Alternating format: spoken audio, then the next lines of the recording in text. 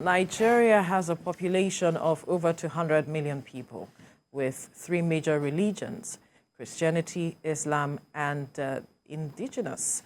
While religion acts as a foundation for good moral values and in some ways helped to create a stable society, it has also been weaponized as a political tool to win the hearts of people in any election season.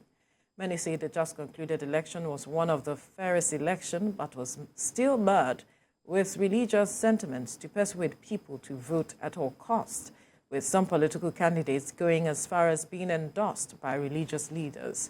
Although various leaders have condemned this act in the political system, it still continues to thrive in our society, becoming more difficult to ignore. Joining us in our Abuja studio is a commentator on religion and society, Francis Damina. Good morning. Thank you for joining us on TVC Breakfast. Good morning, my sister. Right. And thanks for having me. You're welcome. Now, let's look at the deployment of religion as a major tool in the just concluded election, 2023 election. This has generated concerns along various lines, and a lot of people have reacted in different ways that politicians are just taking advantage of Nigerians and this politics of identity to just pit Nigerians against themselves. Talk to us what you make of this matter.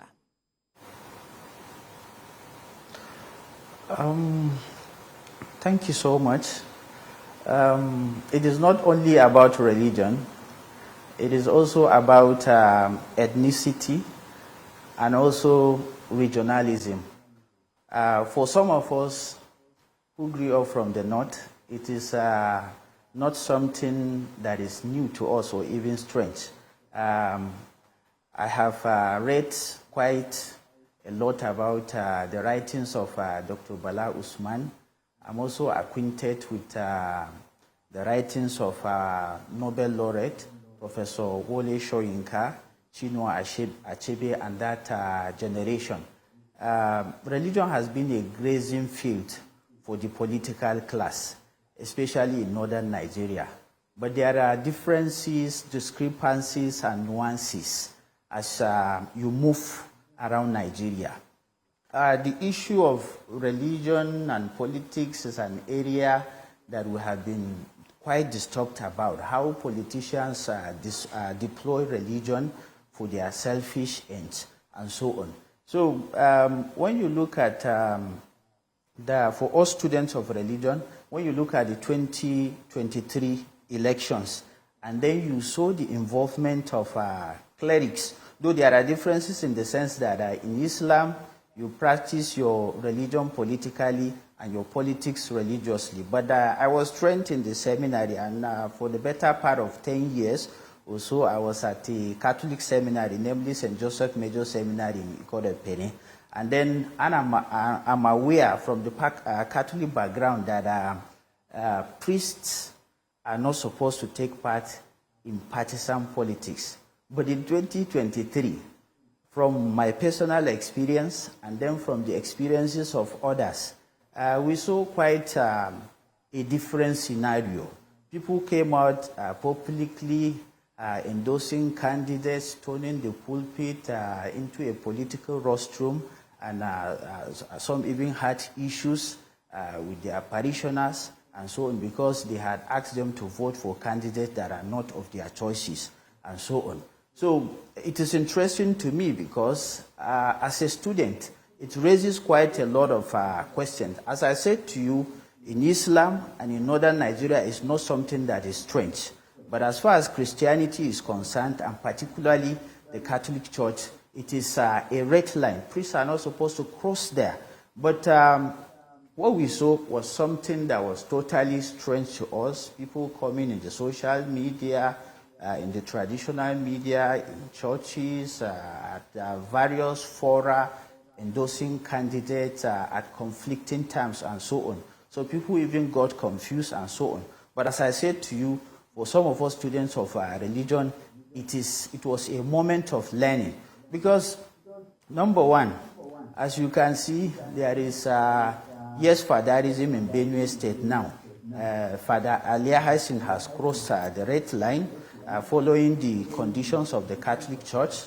So he has crossed to the other colony now. And now we are going to have, for the second time in Benue State, a Catholic priest as governor. It is a peculiar situation to the Benue people. But on a general note, as a student of religion, I think Africans have to come to terms to the fact that we were Christianized, and it is now time for us to Africanize Christianity.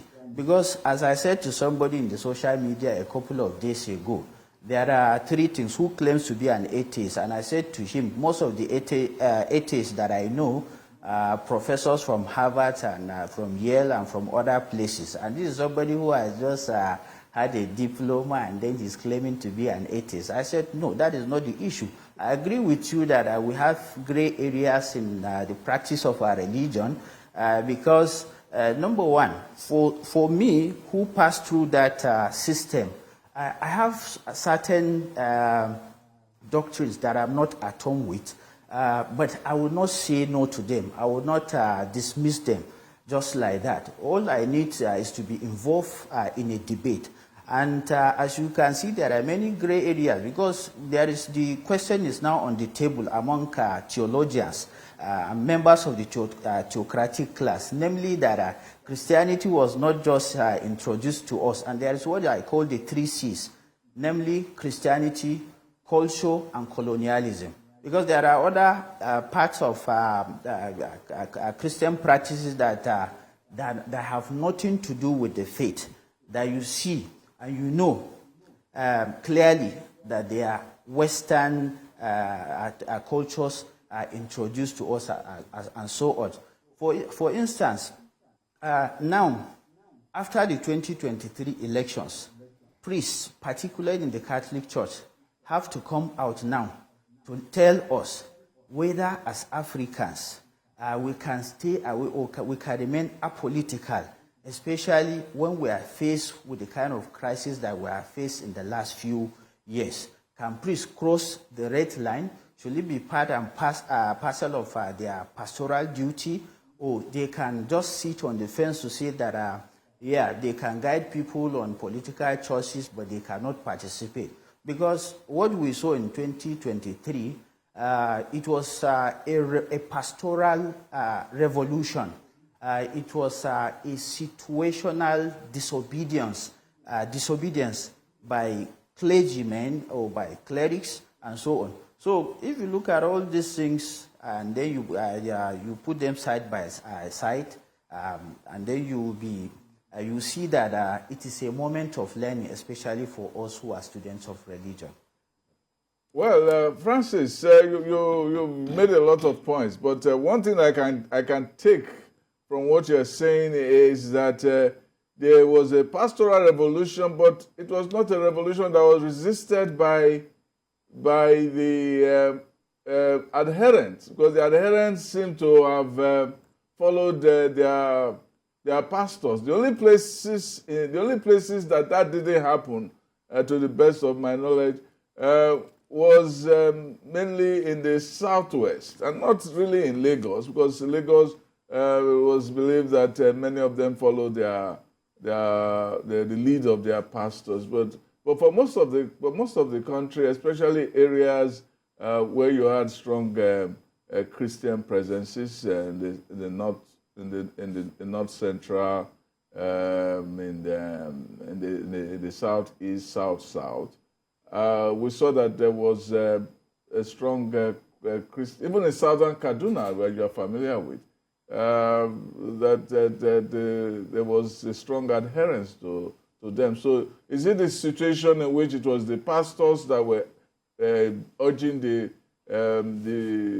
adherents, or the adherents forced the pastors to do the same thing? As I said to you, politics is all about interest. For instance, now there is no way I could be a member of For instance, Governor El-Rufai's cabinet, and then I'm an APC member, and then I go to church, and then the pastor is telling us to vote for PDP. Definitely, I'm going to stay away from the church. In fact, I said to somebody jovially some weeks back that apart from voter apathy that we had during the elections, we are also going to have a church-going apathy, because most people are in conflict with their pastors. They are not happy with their positions some of their pastors took, and so on. So we cannot say that there was a complete adherence to the code made by the theocratic class, so to say. Because even on this matter, it's not that the church as an institution came out to say that let us go this lane, let us follow this way, and so on. These are individual priests and pastors who have decided that they are fed up with the situation. These are people who have seen death. These are people who have had sleepless nights. These are people who saw blood. These are people who presided over funerals of their faithfuls, their parishioners. 20 people will die, they will preside over them, 30, 50, and so on and so forth. So, yeah, that is the situation.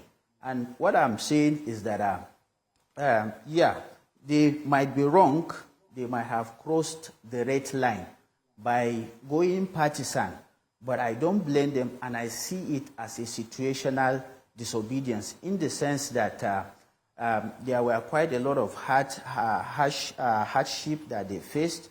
They saw it and all that. So I don't blame them. They only wanted to move away from the existing status quo. All right, Francis, it is obvious that we have all come to stay. All the religions in Africa, or let's say Nigeria, have come to stay. And Islam is going to be here, Christianity is going to be here, even the African religions are going to be here. However, when it comes to times where we should work together for development or for progress, there still seems to be some suspicion here and there. Oh, there is a move by the other religion to dominate. There's a move by this other religion to dominate, and then it creates a lot of tension here and there. How can we begin to look into how to bring these religions together? We used to have the NIREC, I think the Nigerian Interreligious Committee, yes, that had to do with leaders of different various religions come together to create synergy. How do we begin to inculcate and imbibe this so it cascades down to every member of the religious bodies in Nigeria? I think that is practically impossible. It might be possible in some parts of Nigeria. It is an area that I'm familiar with. For some of us who are minorities in the north, we have quite a lot of literature to review on this matter. Like the other day, I think somebody was telling me that I should talk to my brother Bishop Kuka that is always aggressive. And I said to him, simple psychology suggests very clearly that a child that grows up with injustice tends to be aggressive and so on. So Bishop grew up with injustice and then now he feels that it is time for him to change the structures. So I think, as far as I'm concerned, in northern Nigeria, there are a lot of things that need to be addressed. Most times it's not about religion, it is about politics. But religion takes the blame. I remember that Professor Wole Soyinka delivered the centenary birthday celebration of posthumously rather, of the late sage Awolowo, and then he raised the question. He said religion is an antidote of nation building. Religion is an enemy of nationhood. And then he and Bishop Kuka were involved in a debate for quite a number of weeks and so on and so forth. for some of us too, not only people like Professor Soyinka, and you can see when you read things fall apart, you can see when he said, when Chinua Achebe said things are falling apart, he was talking about cultural contact, just to make the point that the white people are already here, and then we are beginning to lose quite a number of our values as a result of this contact that is supposed to be a question of give and take and so on. But it's not like that in northern Nigeria, because what we need now is an attitudinal change. Number one, there has to be intermarriages amongst us. I just left my little village that is not on the map yesterday, as Bishop used to say, and I saw my sister. She came to sell fura de nono. She's my sister. She's my cousin. She came to sell fura de nono. She married the Fulani man. He has not even paid anything. He snatched her in the middle of the night, though he's her neighbor. And we didn't frown over that. Yes, but she comes every day. I see her in hijab, carrying pot, and then going to the market. We are not quarreling about that, and so on. But does it apply to the other side of the divide? These are some of the issues. Somebody told me the other time that there was a conflict in a place called Kasomagani some years back. And then the other divide was at the other side. He was at the other side too, and so on. And then when he looked up, he saw that his sister, who had gotten married to a Muslim, her son, that is his nephew, was at the other side. Then he picked up his phone and then called the sister and said, "Call Haruna to come back home. I don't want to lose him. I don't want to lose him. He's at the other side fighting us," and so on. I wanted to finish him, but call him. He's my nephew, and so on. So unless in northern Nigeria we begin to talk about intermarriages, and sometimes I have raised the issues, and then we need to be brave about some of these issues. If you look at what is being practiced, I know that Christianity too has its limitations, which some of us can openly come out and then talk about. We can have a conversation about. We can have a debate about. But it's not like that with Islam, the kind of Islam that we see in northern Nigeria. And we have the kind of religion that brews almajiris, children who don't know where they are coming from, where their parents are coming from. You can imagine that we have close to 15 million children on the street that we call almajiris, and so on. But why is it that we have almajiris in the north, and then we don't have them in Yoruba land, and so on? Why can Christians and Muslims intermarry in Yoruba land, but here in the north it's practically impossible? It is an anathema to talk about marriage, but it is a one-sided thing that we can give, but we cannot take. So unless the theological class in northern Nigeria sit down to address certain things, certain obvious things, because the other time somebody, my friend Sanusi Maikudi, who is part and parcel of Governor El-Rufai's government, said on Channels Television that with time in southern Kaduna, the Muslims will be able to produce a Muslim senator. I said there is no problem about that. Nobody is talking about quantity. We should be talking about quality. We should be talking about humanity and not all this identity politics and all that. But the theocratic class in northern Nigeria have to sit down to review some of these practices in confidence and courageously so that we can move forward. Why is it, as I have asked, these things don't happen in Yoruba land, but they are obtainable in northern Nigeria? There are those who are concerned that this politics of identity that is being deployed and the way it's being deployed could promote stagnation and retrogression. But when you look at the First Republic, there are those who will say that despite the fact that there was politics of identity, it was not as pronounced as we see it now, and we were able to achieve much across the regions. I am wondering for you, where do you think we began to miss all of these things, where we focused more on our identity rather than promoting developments as we saw in the First Republic? You cannot, I think, when you say the First Republic, and then that they were able to manage the rainbow collection of identities or diversities very well, I don't think so. Come to the north and ask us, were we, the minorities in the north, happy in the First Republic? What evidence is there, even in literature review, to suggest that the First Republic laid a very good foundation whose fruits we should be harvesting today? In fact, where we are, especially for some of us in northern Nigeria who are minorities, because of some of these people, because of the foundation they laid. I give you an example. I come from Ikulu in Zangon Kataf local government. Bishop Kuka used to joke, and it's not a joke.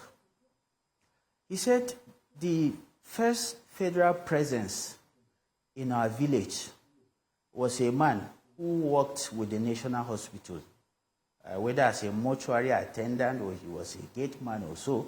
So the man died, and then an ambulance carrying federal government plate number came to our village.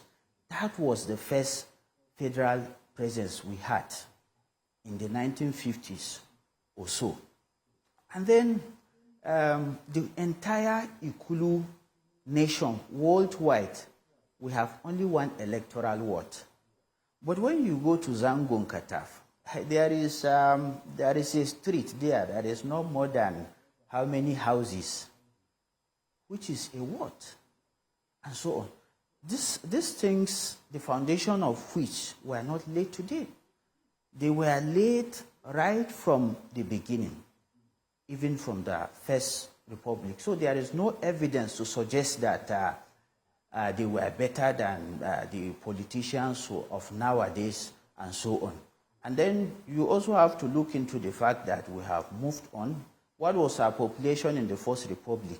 Today we are over 200 million in Nigeria, better educated, we have traveled more, and so on. We have become more criminally inclined, and so on, and very difficult to manage, and so on. So as far as I'm concerned, you cannot compare the two generations. Now, this issue of the 2023 upsurge of Christian votes, for a particular candidate, itself must generate some concern among the theocratic class, as you put it, in the sense that they might feel that, no, we can on our own get our own Christian president rather than a Muslim president. Is that not a bad precedent, as president here being President as against President? It's not creating a bad precedent, because it may become it may lead to a situation where the Christian feels that he can have a president, and the Muslim feels that he can have a president. One has the numbers, one doesn't have the numbers. It's not going to work for Nigeria as we know it. We have to move beyond that step. Because I had this argument with one pastor a few weeks ago when I said, look, if you want to make it a war between the Christian and Muslims in terms of numbers, I said that it means that we can never have a Christian president in Nigeria, and that is the fact. Are the theocratic class members thinking about the cul-de-sac that this kind of thing can create in Nigeria?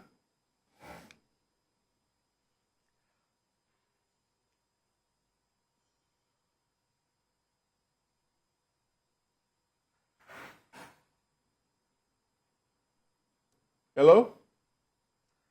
I didn't, yeah, I can hear you now. I didn't get question, but you are talking about cul-de-sac, and I'm sure that we are not yet in the Hobbesian cul-de-sac, where life as in a state of nature is nasty, brutish, and short, though we are close to that anyway. I think it's very straightforward. The answer I gave to proponents of this position that we need to have a Christian president is that we need to go back to the foundations of our faith or the doctrines of our churches, so that the first thing we will do is to review the issue of marriage, which for me is not it's a church discipline. Because number one, democracy is about numbers. Then the first thing you would do is just to abridge some of the laws you have in the church to say that let us marry 4, let us marry 3, so that we'll have enough numbers to produce a Christian president. I think that is simple.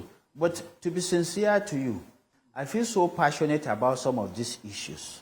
Because to tell you the truth, shortly before Christmas, I was visited. You are aware that I was in Port Harcourt when I made an attempt to see Governor Wike. And then on my way back, these killers came to my house looking for me. They didn't see me. And then I didn't even know about it till the following day. When I came to the village, my mother narrated her experience. She said, they asked her to kneel down. They asked her to stand up. And they were small boys. And then they shot severally in her room. And then they took away my brother. And he was the tallest among them. As they were going, she was looking them. She even escorted them. And then at the verge of departure, they killed 2. They came back the following day. They killed 2. And so on. So the position of most of us is that we are not expecting government or anybody. The issue of identity should be an issue of divorce. What we are looking for is fairness. What we are looking for is justice. And as I said to somebody now, and it's applicable to the mentality of a large chunk of people across the board, that all they want is that they want to live in peace. They need a secure Nigeria, because we have to live in peace because we can before we begin to talk about other things. And that is what is important. What happened during the elections and what I see now are incompatible, in the sense that people didn't want, especially the autocratic class, didn't want a Christian president or so. All they wanted was to move away from the existing status quo. They didn't want to see death any longer. Most priests were kidnapped, especially from where I come from. Most priests have abandoned their parishes and have taken flight in other places and so on. So all they need is a secure Nigeria. And I've had a series of conversations with quite a lot of them of recent after the elections. And they are telling me that they are happy with the emergence of a president-elect, Bola Ahmed Tinubu. I said, why? They said we were killed under a Fulani presidency, so to say, in parentheses.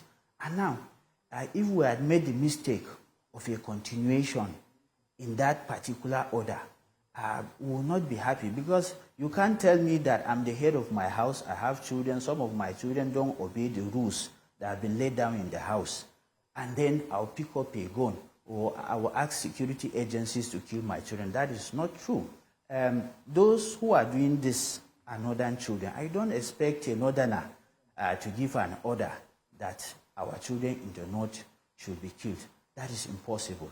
But now we are going to have a president who is not from the north, who is coming from a different region, and who is not going to tolerate this nonsense, because we have tolerated it for quite a long time. People have faced injustice. People were not bothered about what will come from government. all they cared about is how to secure the Nigeria so that they can go to their farms, they can maximize potentials, opportunities, and so on and so forth. So the issue of identity is not something that people are concerned about. In 2019, when Governor El-Rufai picked up Hajia Hadiza, who is a Muslim from Southern Kaduna, and I think that was the first time that we ran a Muslim ticket. People were on top of their voices. Oh, they are going to Islamize Kaduna State and so on and so forth. I said, wait, for us students, we should be able to tell the governor. And I mentioned it to him. I also wrote in one of the dailies saying that it is a moment of experiment. And I gave an advisory to His Excellency saying that if at the end of 4 years with a Muslim ticket, people are more secured, people have a sense of belonging, because the essence of our democracy is participation. People participate in government, not necessarily because you have given them an appointment, but that their voices matter, their opinion matters. That is what they want. So the issue of identity is something that is out of the table. People deploy identity because of convenience, because they believe that it gives them a sense of security, believing that when I have the Commissioner of Education from my village, then it means that we are going to have 200 teachers from my village, and so on and so forth. So I think it's just an alternative and not the ideal. I have a follow-up. You talked about speaking with a pastor who said there was some pastors who said they were happy that Tinubu emerged. But they didn't support it. They were the ones that were talking about Muslim ticket. Was it hypocrisy that they were saying that, or it was an afterthought? No. You see, in public opinion, the influential minority, you have the influential minority, and then you have, in our own parlance, the majority that you hardly hear their voices. These people are in the villages running their affairs. They don't know how to read, they don't know how to write, and so on. The fact that a few people came out to say, a few people came out to talk about Muslim ticket and so on. It was not an institutional pronouncement. It's not something that anybody sat anywhere to say, okay, we have agreed in a conference that we are going to stand against Muslim ticket. What happens in our society is that our people are gullible, and all kinds of narratives sell. A political class who have been internally displaced for some time now come home to tell people, these people are against us because of our identity. They have refused to give us these jobs, not because we are not qualified, because we are Christians, because we are Muslims. So people deploy identity only when there is a vacuum. And it is the responsibility of government to be sure that when there is fairness, when there is justice, nobody will be in position to buy such kind of erroneous narratives and so on. But I'm sincerely talking to you now. The conversation, I come from Southern Kaduna, the conversation even among ordinary people, we keep on telling some of us that they didn't understand the dynamics, they didn't understand the situation before the elections, but that now they are happy with the emergence of the president-elect. All we are looking up to now, I was a member of the Buhari supporter organization. I remember that I was in Uyo when our then chief of staff, who is now customs controller, invited me, and then I immediately ran to the airport in Uyo and then flew to Abuja to meet them at Lobito Christian. I added value to the whole conversation, because at that time the problem was they said Buhari said this, or it was reported he said this, that when he becomes president, Sharia is going to be at the front banner, that he's going to Islamize the country and so on. I think it was Bishop Kuka, the only voice at that time that came out he went to see President General Buhari then, and then they had a conversation, and he put up an article, and then he argued that the General Buhari that he knows is a man of values, is somebody that will never ever come out to say such things and so on. So when I arrived at the Buhari Support Organization, the first assignment I received was that, okay, how do we manage the image of a General Buhari who wants to become President Buhari? And I remember the first thing we did was to look for that article and then publish, we printed the article in large quantities just to manage the image of the then General Buhari and so on and so forth. So now, what we are looking up to, especially for us northern Christians, minorities, whether on the basis of this or on the basis of that, is that we are looking up to a Bola Tinubu presidency that is going to be inclusive, that is going to be fair, that is going to be just. We are not asking them to give us a ministerial slot, though if it gives a sense of belonging, people from my village should be become commissioners or whatever. That is not the issue, but they should give us a sense of belonging. And then the first thing to do is that we want to be secure. We don't need anything. Let us go to our farm. The rents are already here. We want to go to our farms. So that is what many people think, and then that is their take. So it's not about identity. It's quite interesting when you say this, because actually talking about those who are in the farms, who cannot read, who cannot write, like you said, their only concern is their daily lives and their daily living, and not the identities of the outspoken minority sometimes who sway their minds towards certain narratives. Now, talking about religion has always been there and will always be here. But you started earlier when you said that in the Christendom, Christians or Christianity is not supposed to mix with politics. That has been on, that's a known fact. But that's also seen as doctrinal. But then, what role can religion play in politics, especially when we're looking forward to deploying every aspect of humanity towards good governance and a better standard of living? What role how do we use religion to better our lives, especially in governance?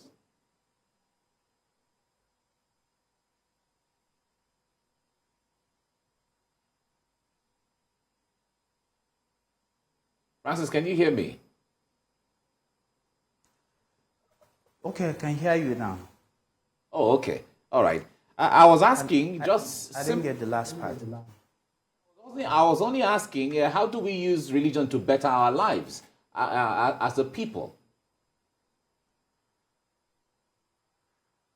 I think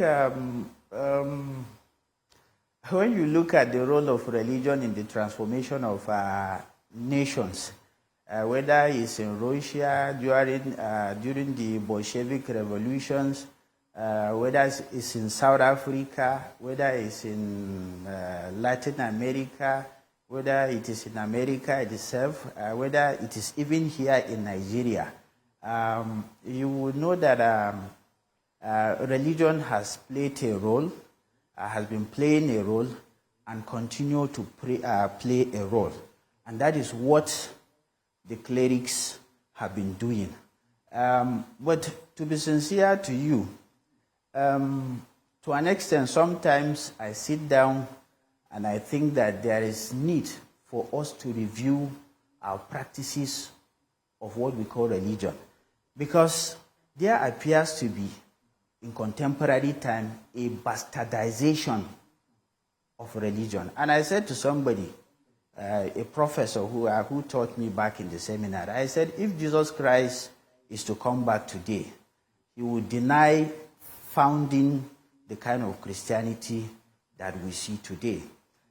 This is because religion has been hijacked by criminals. I'm not the first to say this, because Bishop Kuka has said it, highly placed members of the theological class have said it, and so on. And then the same applies to the other divide, namely Islam. As I've said to you, what are we going to do with the millions of children that are on the streets? What are we going to do about indoctrination? What are we going to do about mutual coexistence? These are some of the issues. I think we are talking about liberation theology, but at the moment we should be talking about how to liberate theology itself, because it has been hijacked by charlatans. It has been hijacked by charlatans. Religion itself needs redemption now. It needs redemption. It has become a nest whereby, or rather a platform whereby people use it to achieve their selfish ends and so on. So we need to review religion itself, or rather our practices of religion, because we can talk about what we can offer to the nation. Francis Damina, a commentator on religion and society, thank you for your time on the program. On what you said, Jesus himself said, if the Son of Man cometh, will he find faith among men? All right.